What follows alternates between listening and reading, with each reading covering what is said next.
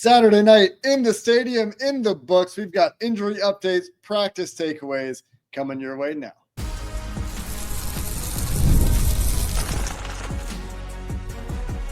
You are Locked On Bengals, your daily Cincinnati Bengals podcast. Part of the Locked On Podcast Network, your team every day. What up, Bengals fans, and welcome to another episode of the Locked On Bengals podcast. I'm your host, Jake Liscow. He's your host, James Rapien. We're getting ready to head over to the Holy Grail. Woo! Those of you that see us there will have seen us there probably by the time you watch this episode. We're wrapping up the Saturday night practice in the stadium on the Locked On Bengals podcast, part of the Locked On Podcast Network, your team every day. And if you're a new listener, well, you can hit that subscribe button. Make sure you don't miss an episode. Join all the everydayers out there. Join everyone who makes a Locked On Bengals their first listen. And if you already have those good listening habits, we appreciate you very much. Today, we dive into a practice in the stadium. We're watching from the press box today. A little bit of a different vantage point for practice, James. Looked a little bit more like real football, but the Bengals notably were missing some guys from this practice, and one injury in particular that we're watching coming out of this practice. Jake Liscow. That's the injury we're watching. No, he. By the way, that's your first practice from the press box, I think. That's true. Yes, it's pretty cool. It's good. It's a good view. Hopefully, we maintain that view when they renovate the stadium. Anyway, this isn't about that. You were referencing Mike Gesicki. Mike Gesicki caught a ball up the seam, and he's going boom. He's running upfield. And, it appeared to tweak his right hamstring. And it's one of those things where you watch him afterward. He didn't go back in on team drills, was pointing at his hamstring a couple of times. Hopefully it's just a tweak. Hopefully it's just some tightness. Hopefully it's nothing. But it is noteworthy. And the unfortunate part is locker room isn't open right now. It was open earlier today. So we're not going to be able to get any insider clarity on Mike until Sunday. Obviously, we'll bring that to you. But that would be ironic. It would be significant. It would stink if Mike went down and had to miss any time, especially because Noah Fant made his debut today and wasn't doing team drills or anything like that, but caught his first passes from Joe Burrow on Saturday. Yep. Did the lineup with the tight ends, caught some passes from Joe Burrow. Got a picture of him walking across the B at midfield, and that's about all Noah Fant did. So he's still easing in, still figuring out, getting his bearings. Didn't see him in any teamwork at all. But like you said, Mike Gesicki not participating in any of the team drills after he came up, pointing at that hamstring. We did see him walking into the locker room. Don't want to judge too much right after the practice. Adrenaline still going, all those things. He didn't leave the field, though. We didn't see him get stretched out on the field. So hopefully it's just cramping and tightness. That would be the hope. Didn't have a significantly perceptible limp as he was walking into the locker room, but all speculative. We'll see what's going on Sunday with Mike as the Bengals do practice for 2 straight days here. Other injury notes as far as non-participants go, BJ Hill got an off day.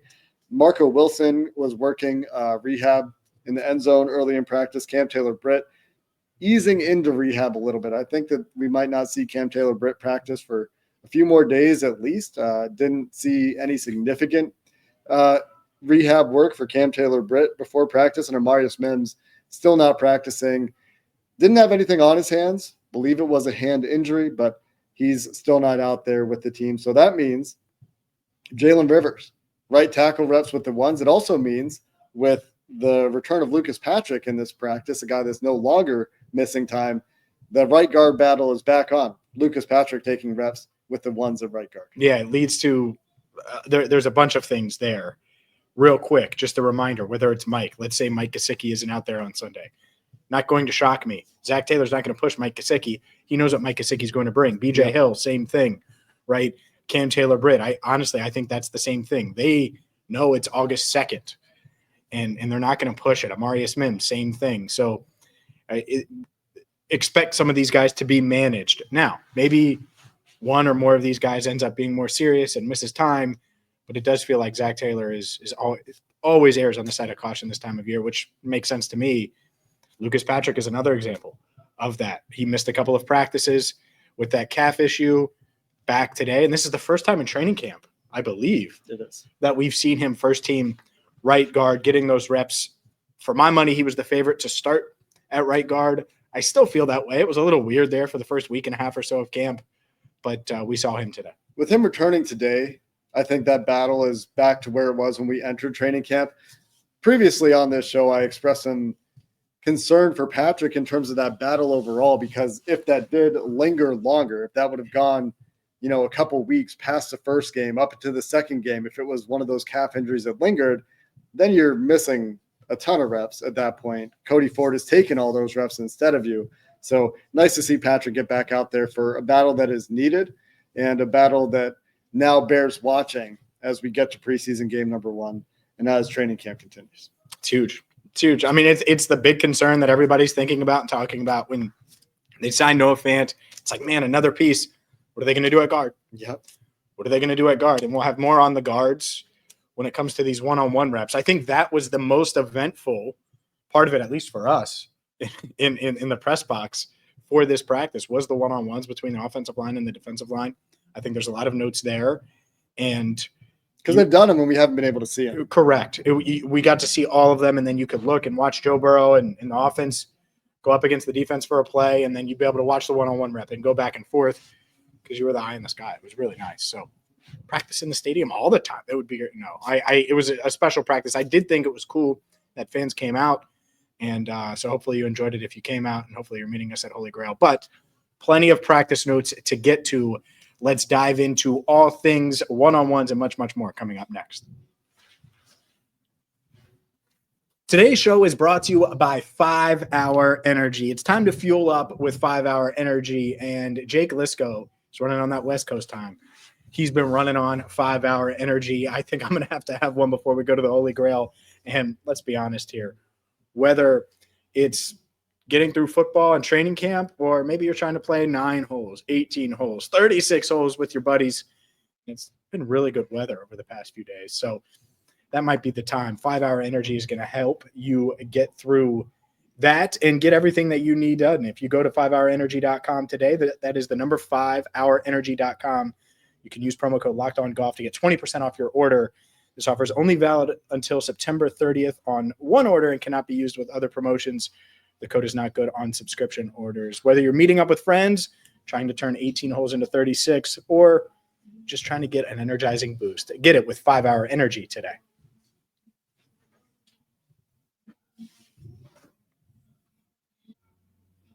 All right, Jake, let's get to the one-on-ones. And like I said, the most eventful element of practice, the clip that has a chance to go viral, thanks to me, I think, is Dylan Fairchild going up against undrafted. So it's rookie versus rookie, undrafted rookie, Howard Cross III.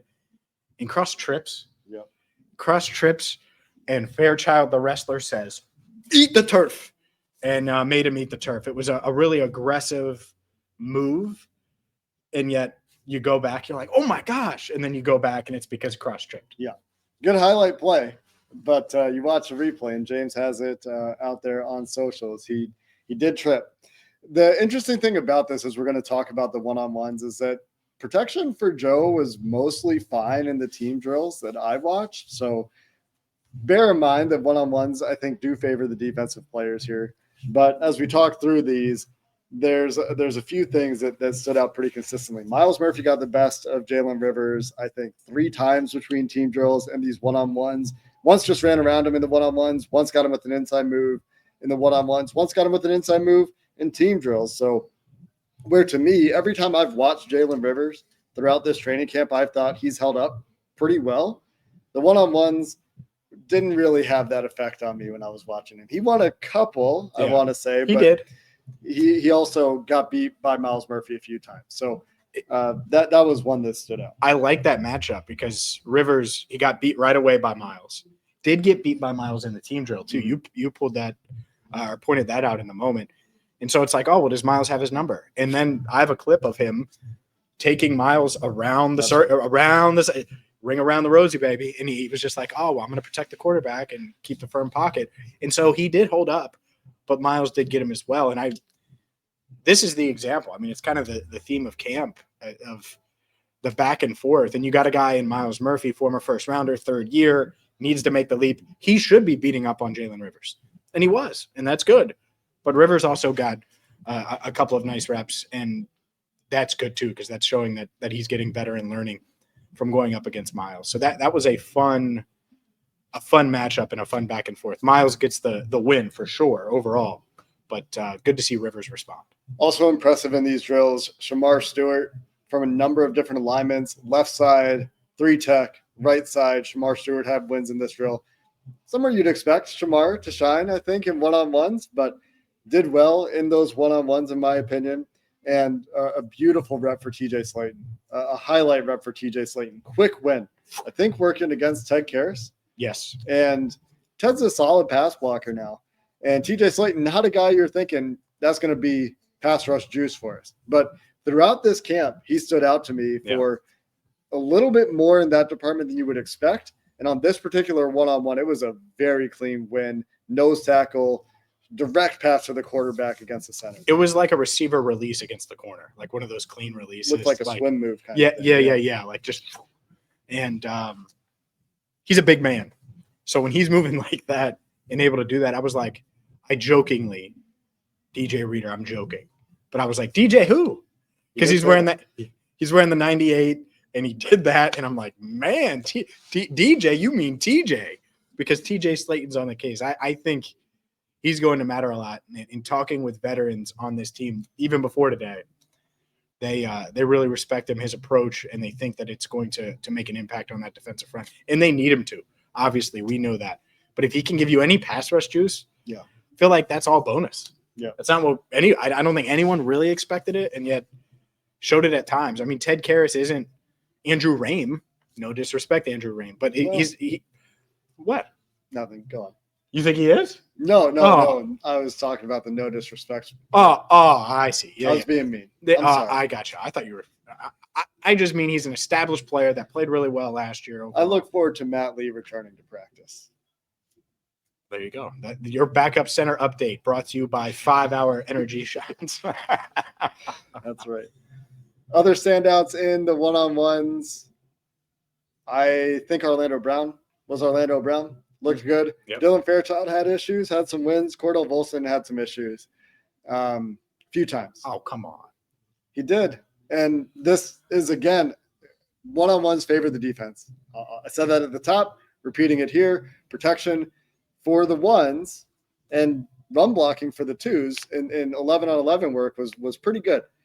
But Cordell did have some issues in the one-on-ones. So when we're talking about depth for this offensive line, it's going to be a recurring topic from now until the regular season, because we're talking about guard battles. We're talking about the need for them to go get a veteran guard, and nothing I've seen has dissuaded me from that notion, James. No, not at all. I mean, that's the biggest concern for me. It isn't Trey Hendrickson, who was by the way, was at practice today in his same outfit, his normal practice uniform. That isn't the actual practice uniform. And black pants, black shirt, white hat. Hey, he's got the same outfit just in the closet. It's real easy to get dressed if that's it, right? No choices. But I'm more concerned about the guard play, and they get Lucas Patrick out there. Maybe that's it. Maybe they're going to give it through that preseason game against the Eagles. I do wonder if they know, though. They've got an idea for sure. They must. But the preseason games, I think, will matter. And that's it. Do they know or not? I do wonder. We think we know that they need a guard. Do they know they need a guard? I don't know. We've seen them be very confident in their guys year after year. So they might not know, right? And so if they don't know, the path for them to know or find out is what? Is Lucas Patrick comes back, gets reps at right guard, and they realize, all right, well, this isn't going to fix it. Speaking of Cody Ford, I forget who he lost to, but got owned in a one-on-one. I forget which one. Might have been Howard Cross, but I think it was Howard Cross. It was right before Dylan Fairchild had the trip dip throwdown. Then it might have been someone else. Because McTelvin Agam had a couple of wins in those one-on-ones too, and that's a guy that I don't think it might have been Agam to make the roster. I think it was Agam or Cross. It was one of those guys. So we'll see. Howard Cross did have a couple of nice reps there. Yeah. Howard Cross has flashed a few times. They need to get Matt Lee back. They need to get, Seth McLaughlin or McLaughlin. You say McLaughlin, I say I'm not sure. working in those drills as well, because Matt Lee, he's participating in practice, but wasn't in there for one-on-ones, wasn't in there for team drills. That's still all Andrew Rame as they're managing whatever's going on with him. And as Seth works back with that Achilles, not on a first-name basis with him, as the Ohio State undrafted free agent center, who they're excited about, is dealing with that injury still. Let's get to the rest of our notes here, James. I've got some notes from 11 on 11, some notes from some 7 on 7s as well, as we wrap up Saturday in the stadium coming up next. Have you ever decided last minute, hey, I want to go to this game. I want to go to this Reds game. I want to go to this concert. I want to go to this event. Well, that's where Gametime comes in. With all of the money that Gametime is going to save you, you can splurge on food, drinks, merchandise, and even get a bigger group to come with you with Gametime. I've used Gametime. I used Gametime to go to the Eastern Conference Finals. It was my first NBA playoff game. I was so excited about it. Went to Indianapolis. It was very, very easy to get tickets with Gametime. And to my complete belief, I knew exactly what it was going to look like when I sat down at the seats. I was like, oh, this is exactly what the panoramic views on the Gametime app look like. So take the guesswork out of buying tickets with Gametime. Download the Gametime app, create an account, and use code LOCKEDONNFL to get $20 off your first purchase. Terms apply. Again, create an account and redeem code LOCKEDONNFL, LOCKEDONNFL for $20 off. Last minute tickets, lowest price guaranteed by downloading the Gametime app. All right, let's wrap up this Saturday in the jungle as James pops back into the frame. Bam! Had a couple of 11 on 11 periods. I thought the thing that stood out to me the most in the 11 on 11s today was, I think the Bengals offense won a vast majority of the running play reps I saw. Wow. In my book. And I have pluses next to number 25 twice. That's Taj Brooks. I noted, I believe it was Tanner Hudson in the Eric All role, as Mike Gesicki obviously wasn't in at that point. Not that they're asking him to make that block. I think it was Tanner Hudson on that play, coming across, making a nice block on another running play. So good day for Chase Brown. Good day for Taj Brooks. That means that it was blocked up well. I mean, these are pretty clean looking holes for 5+ yard runs. Some of them more explosive. Some of them will get bottled up at the second level, which is what happens, right? That's a successful run if you get a 5-yard run on situations that aren't 3rd and 6+. But good day for the running game, I thought. And that means good day for the run blocking on those plays. And I thought, like I said earlier, I thought protection for the most part held up pretty well, especially when Joe Burrow was on the field with that first team offensive line that, again, featured Jalen Rivers at right tackle and Lucas Patrick at right guard. I didn't notice anything that looked horrible for Joe in those 11 on 11s as far as protection went. There was one very awkward looking play. It was a bootleg where Joe Burrow rolls out to his right, almost makes a jump pass. Drew Sample thinks better of it, pulls it down, then flips it out of bounds. That one looked pretty weird. But outside of that, it was a mostly successful day for Burrow in the ones. Not so much for Jake Browning in the twos, but I thought the ones, for the most part, the offense came out on top. They did. And even the play Mike Gesicki tweaked his hamstring on, it was a big play. It was a really big play, yeah. Jamar Chase had a really nice catch on the sideline. But overall, there was one big shot on T that I thought was a little bit of a big hit for a practice. Yeah. Geno Stone hits T. The ball bounces out as T hits the ground fairly hard. It hit the ground. It looked a little bit like an interception at first. Incomplete pass. Geno Stone with the big hit on T coming across the middle. But he also had another catch, I believe. It was a big PBU. Like T had it caught, was going to the ground, boom, and the ball popped up, but it did hit the ground. Jalen Davis appeared to intercept it initially. But like that's the edginess the secondary has played with. Like all the Jordan Battle trash talk. Overall, though, I would say this practice was a little lighter than we're used to. Saturday night, they weren't doing as much. So if you watch practice and you're like, this is what they're doing, like, no, this was Saturday light. It was shorter than normal. Saturday night light. Fewer team periods than normal. Saturday light night? Saturday night light. Not minus the S. Night light or light night? Night light, because that's like the – yeah. Okay. I'm just Saturday night light instead of live. Yeah. The other standout for me, because the best throw of the day, I mentioned T had a catch. The best throw of the day was to T. Higgins on a crosser. Really tight coverage where only T could get it. That was a really good throw from Joe Burrow.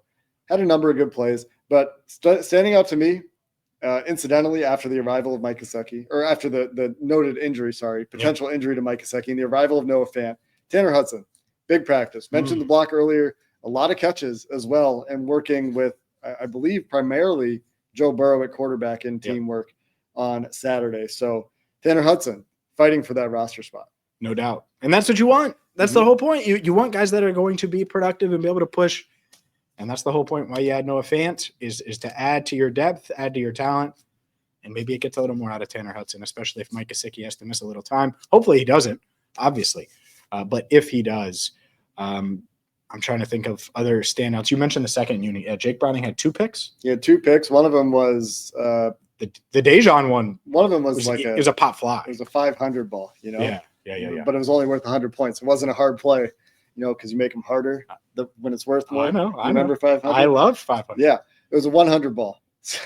not much of an issue for Dejan to come down with that one. But the second one was a really nice play from Josh Newton undercutting a Charlie Jones crosser. That was actually a really impressive pick. I believe it was Josh Newton there. And Browning's best throw was to Mitchell Tinsley. Yeah. Deep ball. Tinsley really did look like Marvin Jones here. Had the number 82, goes out, makes a nice play, contested catch. Double coverage. Held on. There were 2 guys in his area. Yes. So we will call it double coverage of Mitchell Tinsley making a play. Other than that, Evan McPherson went 5 for 7, missed his last 2 kicks. What were they? There's those were 55. 55. He missed 255. And there's your long snapper drop. Mm-hmm. Who was long snap? I think it was 46.